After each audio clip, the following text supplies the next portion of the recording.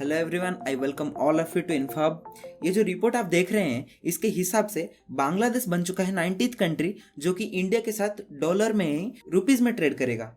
तो इस वीडियो में हम जानेंगे कि डॉलर जो कि एक ग्लोबल करेंसी है, क्यों इंडिया इस पेमेंट मेथड को चेंज करने की कोशिश कर रहा है और कौन कौन से स्टेप ले चुका है डी डॉलराइजेशन की तरफ। पहले तो आप यही पूछेंगे कि डॉलर एक ग्लोबल करेंसी बना कैसे। देखिए, इसके ऊपर तो एक पूरा वीडियो बन सकता है, पर फिर भी मैं जो डॉलर का हिस्ट्री है वो शॉर्ट में बताना चाहूंगा आपको। देखिए, पहले मिडिल एज के टाइम पे गोल्ड को यूज किया जाता था एज ए करेंसी। मतलब मान लो आप किसी चीज को बाय करने के लिए गए तो मीडियम ऑफ एक्सचेंज के रूप में आप उनको गोल्ड कॉइन्स देंगे, पर इसमें रिस्क बहुत ज्यादा था।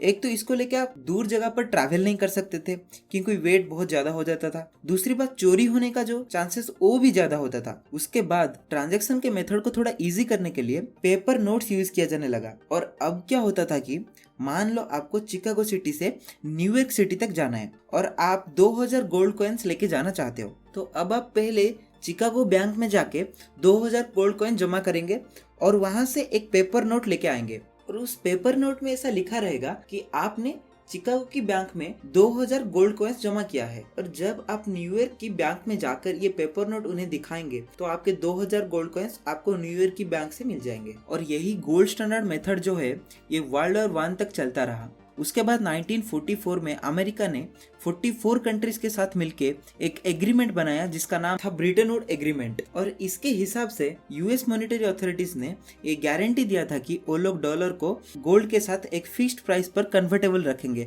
और कोई भी कंट्री जो अपना डॉलर देके गोल्ड एक्सचेंज कर सकता था। और जो फिक्स्ड प्राइस रखा गया था वो था $35 पर आउंस ऑफ गोल्ड। यहाँ पे मैं बता दूं कि जो आउंस होता है वो अप्रोक्सीमेटली 28 ग्राम्स होता है। पर धीरे धीरे अमेरिका का जो गोल्ड रिजर्व था वो खत्म होने लगा। डिमांड इतना हो गया था कि प्रेसिडेंट रिचर्ड निक्सन को 15 अगस्त 1971 में डॉलर को गोल्ड से डीलिंक करना पड़ा और अमेरिका ने ब्रिटन वुड एग्रीमेंट को डिसॉल्व कर दिया। पर यह बहुत रिस्की था क्योंकि इससे कंट्रीज डॉलर यूज करना छोड़ भी सकते थे।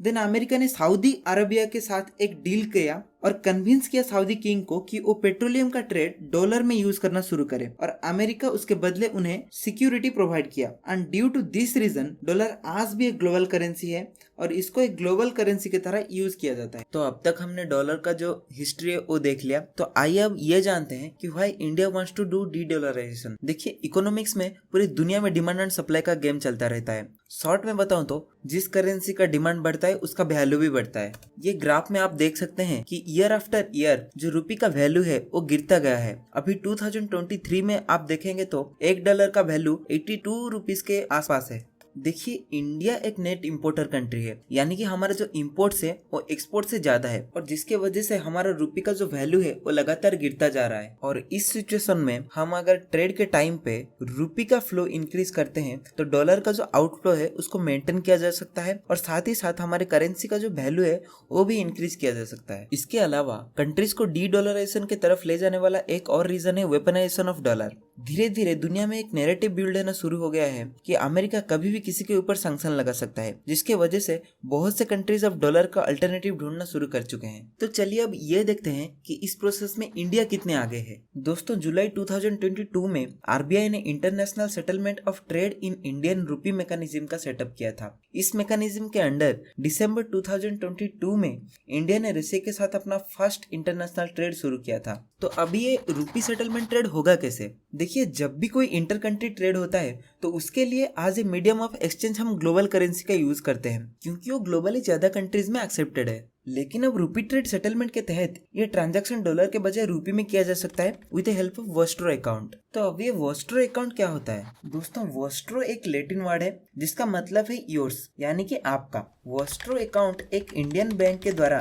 दूसरे कंट्रीज के बैंक में ओपन किया जाएगा। इंडिया उसका पेमेंट रुपीज में एक्सपोर्टर कंट्री के वोस्ट्रो अकाउंट में कर देगा और वो पार्टनर कंट्री इन रुपीज का इस्तेमाल इंडिया में इंपोर्ट या फिर इन्वेस्टमेंट करने के लिए यूज कर सकते हैं। तो अभी तक इस रूपी ट्रेड सेटलमेंट की दौड़ में 18 कंट्रीज इंडिया के साथ में है और इन 18 कंट्रीज की लिस्ट में रसिया, जर्मनी, यूके, न्यूजीलैंड, इजराइल जैसे डेवलप्ड कंट्रीज भी आते हैं। और इन 18 कंट्रीज के बाद बांग्लादेश बन चुका है 19th कंट्री, जो कि इस लिस्ट में जुड़ चुका है। दोनों देश इंडिया और बांग्लादेश आपसी ट्रेड में डॉलर को छोड़ के लोकल करेंसी का यूज करने का निर्णय लिया है। आज because in exchange process dollar का यूज नहीं करना पड़ेगा और दोनों देश अपना लोकल करेंसी यूज करेंगे, तो फॉरेक्स रिजर्व बरकरार रहेगा और अपना करेंसी का जो वैल्यू है वो भी मेंटेन किया जा पाएगा। तो आज के वीडियो में इतना ही दोस्तों, और इस टॉपिक में मैं आगे अपडेटेड वीडियोस लाता रहूंगा। आई होप कि आपको हमारा कंटेंट अच्छा लगा। अगर आपको अच्छा लगा तो हमें सपोर्ट करें, क्योंकि हम आगे भी ऐसे इन्फॉर्मेटिव वीडियोस आपके लिए लाते रहेंगे।